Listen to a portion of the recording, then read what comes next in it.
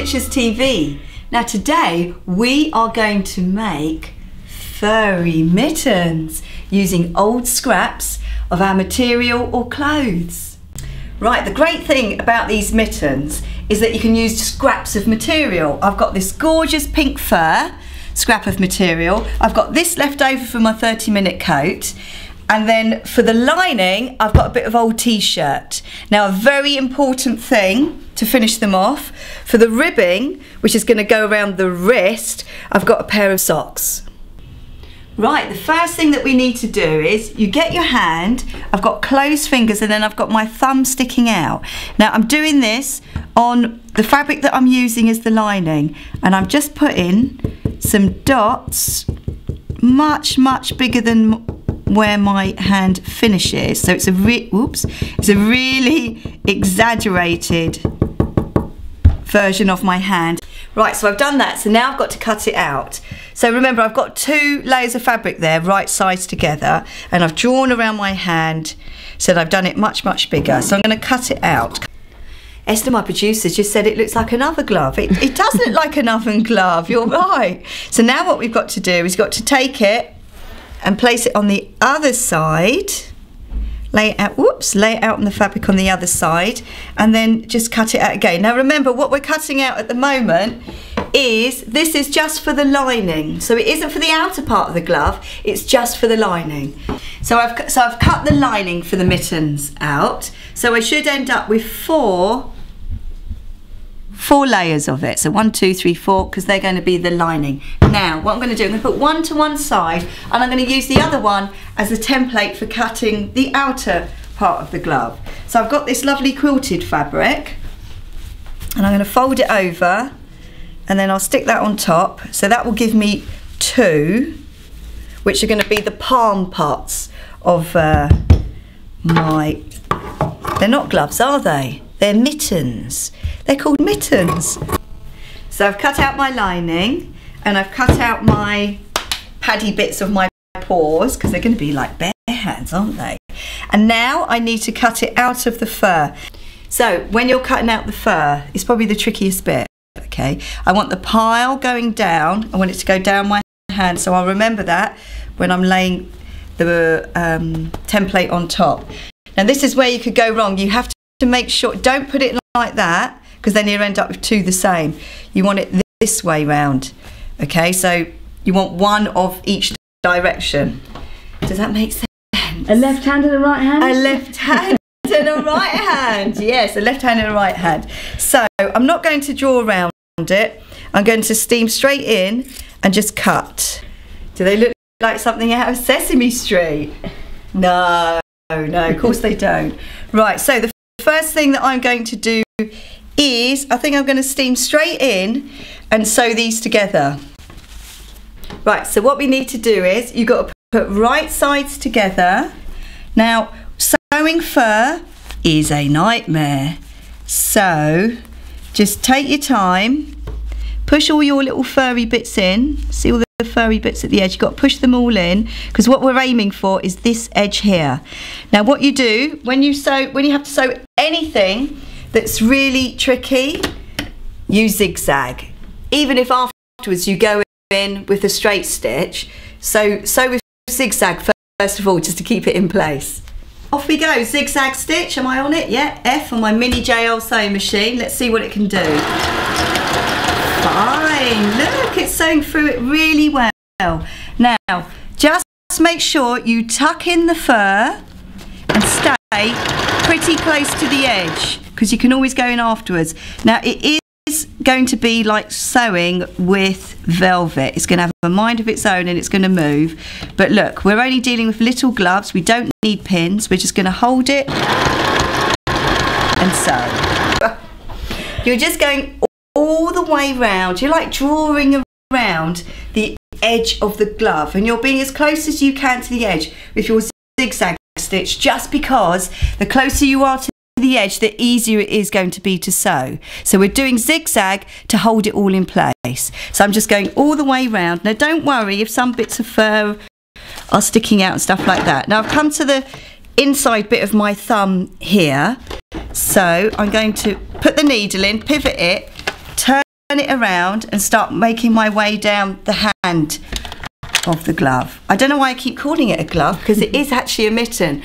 The mitten. Right, was it really bad? It's not really bad, so long as you stick to that rule of keeping really close to the edge, because it's when you sew far in that things start slipping and sliding around. We want to sew close to that edge there. So look, it's more or less the same length, which is good, but if it isn't, I'm just trimming off that little bit there. So that's what you should end up with. An oven glove, no, a mitten. So I'm still looking at the size. So do I want to turn it around now? No, I don't think so. What I'm going to do now is I'm going to stitch very close to my zigzag and go around with a straight stitch. So I'll do that now. I'm using a large straight stitch because it's such big bulky material, and I'm going to be really, really close, backs and forwards to begin with, and really close again to the edge. Right, well that was fine. You see, because we did the zigzag first of all, it just made it so much easier to sew. So shall I turn it the right way round and have a little look? Wow, look at that. Oh wow, that's so great. Where's the thumb? Come here, thumb. When you've pushed out your thumb, look, they are really big though, aren't they? So if you do think they're really big, as they are, look, what I'm going to do is I'm going to turn it back the other way now, and I'm going to adjust the size of it, because I can see that I could lose all along there, which will make it look less like an oven glove, I think. So I'm going to do that now. I'm just going to turn it inside out and stitch along there. So look, so I'm going to stitch along here, curve it round and lose, I don't know, about 2 centimetres, but remember to keep the opening big here. So as you come along, make sure you come to there and don't lose anything off around the wrist. So I've taken it in, and now I'm just trimming that excess off, and just to be safe, I'm going to zigzag it too. Okay, I mean, I'm actually thinking that I don't even need lining on it because it looks all right. Right, so because I had to take my mitten in, I have to do the same to the lining as well. So what I did was I took off about 2 centimetres. So I'm going to do the same on the lining. So that's one, and then I'll do it over here on the other one. We've got 2 layers. Now we don't need to do zigzag on this. We can just seam straight in with 1/2 centimetre seam allowance and just stitch all the way round. So I've got to make sure it goes back to D, and backs and forwards, and just sew all the way round. We need to put the mitten the right way round, the actual mitten the right way round. Now I do want to press it. Do I want to press it? I think, does it look all right like that? I think it does actually. So I'm not going to press it. So I've put my mitten the right way round. Oh, they look lovely.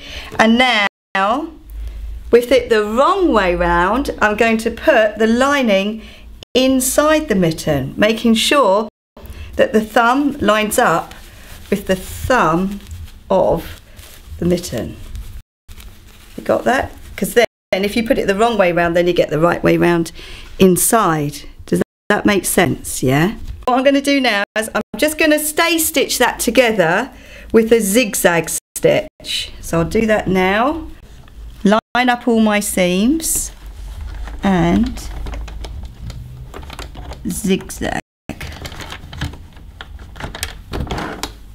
So I'm making sure that all the seams are lined up and it's all nice and neat, and I'm zigzagging close to the edge. Right, to finish off the glove, I'm not going to leave it like that because that doesn't look very professional. So I've got a pair of Uniqlo socks. The reason why I've done that is because they're really cheap. You can get like 4 socks for £9 or something, but because they come in loads of great colours, I'm going to use this part of the sock to finish off the end of my mitten so it forms like an elasticated cuff. So when I cut it, I need to allow about a good 1/2 inch large centimetre seam allowance. So I'm going to do that on there. And then what we do is we turn it inside out, put it over the glove, and basically we're just going to go all the way around again with zigzag to hold it in place, and then we're going to go in and stitch it. Right, so I'm zigzagging it first, and I'm really stretching that ribbing. I'm really stretching the ribbing to fit the space. So this might feel a little bit tricky, but it's fine, okay? So I'm stretching out the sock to fit the hole, as in the H-O-L-E, of the mitten. So take little breaks and readjust it. Make sure that you're going to be able to fit it all in. Push all your fur down. It'll keep trying to creep up. Oh, it looks so lovely. It's lovely seeing that lining, isn't it? So I've got it to this stage where I've zigzagged it to keep it all in place and to finish off. But now I want to actually sew. You see there, I want to sew along there. I've probably done too big a seam allowance, but it's okay, because I just want to see the elastic bit. I don't want to see the difference there. So I'm going to sew now. I'm going to have to guess that, aren't I? Because it'll be the other way around. Right, so I'm going to sew now. It's about a large centimetre down. Backwards and, oh, remember to put your machine back to straight stitch. So backs and forwards, still stretching as we sew. Remember that. But see how this little machine, this little mini JL, is really coping well with this thick material. It's amazing. So we're nearly there. Right, we're there. Brilliant. So cut off all your loose threads, because it's not nice to have lots of loose threads when you're sewing. We want it to look as professional as possible, so let's chop all of those off.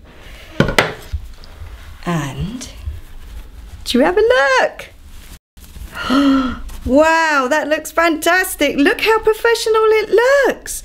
I'm telling you, in Sweaty Betty last year, exactly the same thing, £99, except it wasn't pink. Right, that wasn't that bad, was it? So guess what you got to do next? You've got to do it all over again for the other glove. So just do exactly the same thing on the other side. Look at that, they're fantastic. Now I'm showing you them in this crazy pink Sesame Street fur, but you can make them out of anything, and the great thing is they're so small you can use scraps of material or old jumpers, old coats. Just use whatever you want, but remember that little tip about using some socks as ribbing for the cuffs. Send your pictures to stitchless.co.uk. I want to see all your pictures. Bye.